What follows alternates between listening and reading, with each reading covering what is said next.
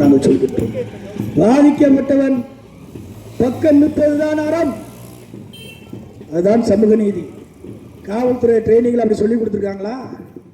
அடிச்சவனுக்கு பக்கம் நிற்காதப்பா, அக்யூஸ்ட் நல்ல வெயிட்டா வரும்போது ஒரு 25,000 50,000 கொடுப்பான், அவன் சாதி வீரர்களா இருப்பான், இல்ல அவன் காவல்துறை அதிகாரி உயர் அதிகாரியுடைய சொந்தக்காரனா இருப்பான், இல்ல சொக்காரனா இருப்பான், இல்ல அமைச்சருடைய சித்தப்ப மக்கனா பெருமை மகனாக இருப்பான். அவர்களெல்லாம் நாம் கைது செய்தால் உடனடியாக சொந்த ஜாமீனிலே விடுவிக்க வேண்டும் என்று எழுதப்படாத சட்டத்தை காவல்துறை கடைபிடிப்பதுதான் விடுதலை சிறுத்தைகள் கண்டிக்கின்றோம். அவன் உள்ள போனா உனக்கு என்னடா, அவன் தப்பு பண்றான், அடிச்சிருக்கிறான், நீ அவனை சிறைப்படுத்த விட்டுட்டு உயர் நீதிமன்றத்தில் அவன் பிணை வாங்கிட்டு இங்க சரண்டர் ஆகும். இப்படித்தான் தென் மாவட்டத்தில் கொலை குற்றங்களை செய்யக்கூடிய பல குற்றவாளிகளை காவல்துறை இப்படிதான் அவர்களுக்கு அறமாக உதவி செய்கின்றது. சரித்திர பதிவேடு இருக்கக்கூடிய குற்றவாளிகளுக்கு துப்பாக்கி ஏந்திய போலீஸ் பாதுகாப்பு.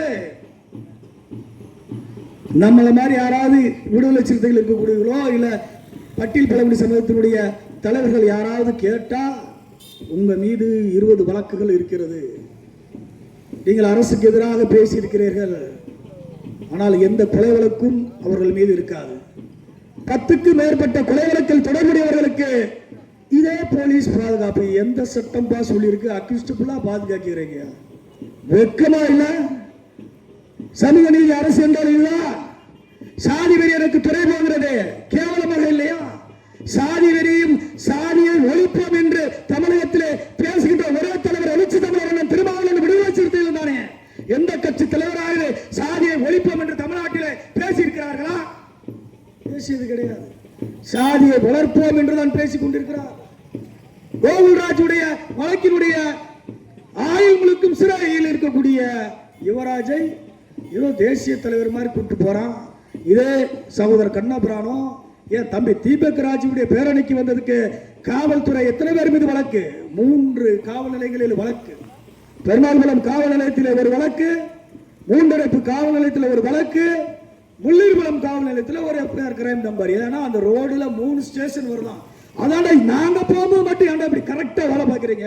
சாதி வரியா போகும்போது மசுரை உருவிட்டு உட்கார்ந்துருக்கீங்க. அதுதான் எங்களுக்கு கோபம் குதிப்பு வருகிறது. தமிழக காவல்துறையை வெக்கம் கெட்ட காவல்துறையை அந்த தீபக் ராஜை வெட்டி படுகொலை செய்யும் போது துப்பாக்கி சூடு நடத்தினால் அண்ணன் ஆப்ஸ்டாங் இறந்திருப்பாரா? செய்ய முடியும். இதெல்லாம் சிபிசிஐடிக்கு விடுதலை சிறுத்தைகளுடைய தலைவர் எழுச்சி தமிழர் உட்கார வைத்து வகுப்பெடுக்கிறோம். தமிழ்நாட்டில் இருக்கக்கூடிய அளவு உளவுத்துறையிற்கு அனைத்து அதிகாரி வைங்கள். 2 மணி நேரம் அண்ணன் திருமாவளவன் வகுப்பு எடுக்கட்டும். உங்களுக்கு எப்படி வேலை செய்ய வேண்டும் என்பதை தலைவர் அவர்கள் வகுப்பு எடுப்பார்கள். நாங்க செத்தா மட்டும்தான் 500 போலீஸ் பாதுகாப்பு. ஆனால் எங்களை வெட்டுகிறவருக்கு தொடர்ந்து பாதுகாப்பு. இந்த பாதுகாப்பு அந்த தலைவனுக்கு கொடுப்பதனால்தான் அவன் சார்ந்திருக்க சாதிக்காரனுக்கு தன்னியல்பாக தைரியம் வருகிறது. தன்னியல்பாக தைரியம் வருகிறது. தம்பி தேவேந்திர ராஜாவை வெட்டியவன் என்ன பெரிய பணக்கார விட்டு பையனா? கோடிகளை வைத்திருப்பவனா? அன்றாடங்காட்சிக்கு பிறந்தவன் தான். தேவர் சமூகத்தில் இருக்கக்கூடிய அன்றாடங்காட்சியில் கஷ்டப்பட்ட எத்தனை நபர்கள் இருக்கிறார்கள். அவன் பொருளாதாரத்தை பற்றி அந்த சமூக தலைவர்கள் எவராது பேசியது உண்டா? வரலாறுகள் உண்டா? அரசியல் கட்சியில் இருக்கக்கூடிய முக்குலத்தூர் பிள்ளைகளை தெளிவாக படிக்க வைத்து சட்ட கல்லூரிகளிலும் மருத்துவர்களாகவும் தொழிலதிபராக அவர்கள் மாற்றிக்கொண்டு இருக்கிறார்கள். இதே நெல்லை மாவட்டத்தை விஜயநாராயணம், நான் சொல்கின்ற செங்கனாங்குளம், அதே திருச்செந்தூர் பகுதியை சேர்ந்த வெள்ளூரிலே எத்தனை பினான்ஸ் கம்பெனி வைத்து நடத்தக்கூடிய கோடிகளை வைத்து தொழில் செய்து கொண்டு இருக்கிறார்கள். அரசியல் கட்சியில் இருப்பவர்கள் மிக தெளிவாக தங்களுடைய வாரிசுகளை சரியாக செய்து கொண்டிருக்கிறார்கள். ஆனால் அந்த சாதி புத்தியோடு அலைகிறது. எங்கள் கட்டுப்பாடுகள் தான் அனைத்து சாதியும் இருக்க வேண்டும், சாதி திமிர் இருக்கிறது. அந்த சாதி வெறியன் பின்னாடி போகின்ற இளைஞர்களை பலியீடாக ஆக்கிறார்கள். வடக்கே ராமதாஸ் கும்பல் பலிகளாக ஆக்கிறது. இங்க ஒரு சோப்பு கொடியில் ஒரு கும்பல் ஒம்பாக்கி கொண்டிருக்கிறது அந்த இளைஞர்களை. சின்னதுரையை வெட்டுவதற்கு அவனுக்கு எங்கே பயிற்சி எடுத்தான்? சாதி திமிரு. அங்கு இருக்கக்கூடிய தெருவில் போய் துணிச்சலாக வெட்டிவிட்டு வரக்கூடிய அளவுக்கு அவனுக்கு தைரியம் எங்கிருந்து வருகிறது? அந்த தெருவில் போய் வெட்டிட்டு வந்த தலையை துண்டா எடுப்பான் என்று ஒரு நிலை இருந்தால் எவனாவது அந்த தெருகளிலே கால் எடுத்து வைப்பானா? அந்த நிலை இல்லை. அந்த நிலைக்கு விடுதலை சிறுத்தைகள் தலைவர் அவர்கள் உருவாக்கவில்லை. அறத்தின் வழியிலே, அம்பேத்கர் வழியிலே, அரசியலமைப்பு சட்டத்தின் வழியிலே, அட்ராசிட்டி ஆக்ட் வழியிலே இந்த சமூகத்தை அவர் வழிநடத்தியிருக்கிறார். இல்லை என்று சொன்னால் தமிழ்நாட்டிலே அதிகமாக திரிநாட்டு கேஸ் எடுத்த குற்றவாளிகள் விடுதலை சிறுத்தைகள் நிறைந்து கிடந்திருப்போம். தலைவர் அதை சொல்லவில்லை. அவர்கள் போகட்டும், செய்து போகட்டும். வெட்டும்போது கூட சின்னத்துரையும் சந்திராவும் என்ன சொன்னார்கள் தெரியுமா? வாக்குமூலம் அந்த அண்ணன்கள் வந்து வெட்டினார்கள் என்று சொன்னார்கள். அதைத்தான் தலைவர் நல்ல ஆர்ப்பாட்டத்தில் சார்கள். இதுதான் எங்களுடைய வளர்ப்பு, அம்பேத்கருடைய வளர்ப்பு. வெட்டியவர்களை கூட அண்ணன் என்று சொல்லக்கூடிய பக்குவத்தை பெற்றவர்கள் இயல்பான இந்த சமூக மக்களை பார்த்து, அவன் அங்க 20 வீடு 100 வீடு 50 வீடு தான் இருக்கிறான். நீ அங்கு போய் உன் வீரத்தை ஏன் காட்டுற? உன் வீரத்தை ஏன் அங்கு கொண்டு காட்டுகிறாய்? சமபலம் மிக்க இடத்திலே போய், கடலூர்ல போய் உன்னால் முடிந்தால் வெட்டி விட்டு திரும்பிப்பார். நான் கேட்கிறேன், நான் சாதி திமிர் எங்க போகுது என்று பார்க்கிறோம். கடலூரை எங்கள் கொடுசைகளை எழுப்பி எரித்தவர்களை எத்தனை பேர், வீடுகளை சிதைத்தவர்கள் எத்தனை பேர்? இன்றைக்கு அவர்களை அரசியல் ரீதியாக வீழ்த்தி, இன்றைக்கு தவிர்க்க முடியாத அரசியல் சக்தியாக இன்றைக்கு விழுப்புரத்தில் வெற்றி விழா கொண்டாடிக்கும் விடுதலை சிறுத்தைகளுடைய தலைவர் அண்ணன் திருமாவளவன் அவர்கள் பானை சின்னத்தோடு லட்சம் லட்ச இளைஞர்களை அவர் பின்னால் திரண்டு இருக்கின்றோம். எங்களுக்கு ஆயுதம் ஏந்தவர்கள் தேவையில்லை. தம்பி சொன்னானே பிரவீன் அவர்கள், அருவாமுனையுடைய பேனாமுனைக்கு வலிமை இருக்கிறது. அந்த பேனாமுனை நெல்லை மாவட்டத்தை நீதி அரசர் சுரேஷ்குமார் கையில் இருக்கிறது. சாதி வெறி கும்பலுக்கு எச்சரிக்கை விடுகிறோம். தண்டனை உறுதி, நீங்கள் சிறை செல்வது உறுதி. நீங்கள் இப்ப கொடுத்த பிஎன்எஸ் ஆக்ட்ல லைஃப்னா 12 வருஷம் இல்ல, சாகும் வரை சிறைதான், சாகும் வரை சிறைதான் என்று துணிச்சலாக அந்த சாதி தலைவர்களுக்கு தெரிய வேணும். சிறை உண்டாவது பக்கத்தில் இருக்கக்கூடிய அந்த பொன்னகுறிச்சி பகுதியை மையப்படுத்தி ஒருவர் கட்சி நடத்துகிறார். அவர் வந்து காணொலியில் பேசுகிறார். அருவாளை விட மோசமானதுங்க இந்த பிசிஆர் சட்டம். அதை நாங்கள் உடனே தகர்த்து நிற்க வேண்டும், ஒழிக்க வேண்டும். எல்லா சாதி சங்க தலைவரும் அவர்கிட்ட பேசுறாங்களா, நீங்க அதை எப்படியாவது முன்னெடுங்கண்ணே. பொய் வழக்கு நாங்க போடுறோமா? இப்ப வெட்டினது பொய் வழக்கா? அறிவுகட்ட முண்டனே ஊரை தாண்டி தானே 5 கிலோமீட்டர்ல இருக்கிறான் அரியநாயபுரத்திலே. அந்த மாணவனை நீ பேசலாம்ல, உன் பகுதியை சார்ந்தவன் தானே. அவனை தனியா ஷெட்யூல் காஸ்ட் டீம்லாம் வச்சு விளையாண்டா. நண்பர்கள் குழு என்ற ஒரு குழுவை வைத்து மிக தெளிவாக அனைவரும் சேர்ந்து அனைத்து சமூக மக்களும், யாதவ மக்கள் பெருவாரியா இருக்கக்கூடிய யாதவ மக்களையும் நாடா சமூக இளைஞர்களும் இவன் ஒருத்தன் கெஸ்ட் பிளேயரா விளையாடுறான். அதை பொறுக்க முடியாது. வெற்றி பெற்றதை பொறுக்க முடியவில்லை. சின்னதுரை சிறப்பாக படிக்கிறார் என்றால் அது பொறுக்க முடியவில்லை. நீங்கள் எங்களை ரவுடியாக்க எத்தனை முறை நினைத்தாலும் சரி, அம்பேத்கருடைய பிள்ளைகளை நெறி தவற மாட்டோம். அரசியல் களத்திலும் சட்ட ரீதியாக அம்பேத்கர் வரியிலே உங்களை சிறையில் அடைத்து காப்போம் என்பதை விடுதலை சிறுத்தைகள் சொல்ல கடமைப்பட்டிருக்கின்றோம். மகேந்திரன் வழக்கிலே குற்றப்பத்திரிகைகள் தாக்கல் பெற வேண்டும். நீதிமன்றத்திலே அவர் தெளிவாக வாக்குமூலத்தை பதிவு செய்யட்டும். இந்த நீதி அரசர் இருந்தால் நிச்சயமாக 41A ரிலீஸ் ஆனவனுக்கு நீதிமன்றத்திலே நாங்கள் நியாயப்படி தண்டனை வாங்கி கொடுக்க முடியும். இது 1940 அல்ல. காவல்துறை எந்த கருப்பு சட்டத்தை எழுதுகிறது? காவல் ஆய்வாளர் எப்படி இருக்கிறார்? எஸ்பிசிஐடி எப்படி இருக்கிறார்? நுண்ணறி பிரிவுக்கு நாங்கள் ரிப்போர்ட் போடக்கூடியவர்களுக்கு அறிவாசன் கௌதம புத்தருடைய வளர்ப்பு திருமாவினுடைய சிறுத்தைகளுக்கு மிக தெளிவாக தெரியும். நாங்கள் எழுந்து பேசி காவல் நிலையங்களிலும் போராட்டங்களை பேசும்பொழுது பதில் சொல்வதற்கு கூட அதிகாரிகளுக்காக முடியாத பல சூழல். கலவரத்தை தூண்டுவதற்கு ஒரு ரவுடி போதும், கலவரத்தை கட்டுப்படுத்துவதற்கு திருமாவளவன் தம்பிகள் மட்டும்தான் முடியும். நெல்லை மாவட்டத்தில் பல சான்றுகளை சொல்லலாம், பல போராட்டங்களை சொல்லலாம். அதனால் காவல்துறை ஒரு சரியான ஒரு பார்வையில் இருக்க வேண்டும் என்று சொல்லுகின்றேன். புல்லட்ல போனா சிவகங்கையில கையை வெட்டுறான், எறும்பு கடித்து ஒரு மாணவன் எப்படியெல்லாம் நவீனமான எஃப்ஐஆர் எழுதணும்னா தமிழக காவல்துறையில பல பேர் காதல் துறையாக வேற இருக்கிறான். காதல்னால அந்த தம்பியை போய் வெட்டிட்டாங்க. அதுக்கு முன்னாடி புகார் வந்துச்சா? இந்த தம்பி அப்படி ஏதாவது லெட்டர் கொடுத்தானா? இந்த தம்பி ஏதாவது எஸ்எம்எஸ் பண்ணியிருக்கிறானா? எங்கேயாவது சந்திச்ச ஒரு சான்று சொல்ல முடியுமா? வெட்டி அரை மணி நேரத்திலே 3 பேர் கைது. அப்பவே தெரியுது இந்த வழக்கை நீர்த்து போவதற்காக காவல்துறை கண்காணிப்பாளரும் ஆய்வாளரும் செயல்பட்டிருக்காங்க என்பது மிக தெளிவாக தெரிகிறது. யாரையும் தேடல, யார் வீட்டுக்கும் போகல. 3 பேர் எப்படி நீ பிரைம் நீ வந்து பிரைம் பண்ற சார்ஜ் எஃப்ஐஆர்ல? காரை உரிமையாளர் யார்? பைக் உரிமையாளர் யார்? பைக்குக்கு பெட்ரோல் எவன் வாங்கி கொடுத்தான்? அந்த கார் எந்த எல்கையிலிருந்து எங்கு வந்தது? அதை எல்லாம் சேர்த்து குறைந்தபட்சம் 7 பேராவது இந்த வழக்கிலே வர வேண்டும். ஜுனைல் லக்கிஸ்டா நீ கொண்டு போடுற. ஜுனைல் இதுக்கு ஒரு சட்ட திருத்தம் கொண்டு வரும். இளம் சிறார் என்று ஒரு 13 வயது வைத்து விட்டு 15 வயதுக்கு அப்புறம் அவன் அஃபென்ஸ் பண்ணாலும் அவனுக்கு பெரியவர்கள் என்ன பிரிவில் கீழ் தண்டனை பெறுகிறார்களோ அந்த சட்ட திருத்தத்தை கொண்டு வர வேண்டும் என்று விடுதலை சிறுத்தைகளின் சார்பாக சட்டமன்றத்திலே எங்களுடைய சட்டமன்ற குழு தலைவர் அண்ணன் சிந்தனை செல்வனை பேச வைக்க வேண்டும்.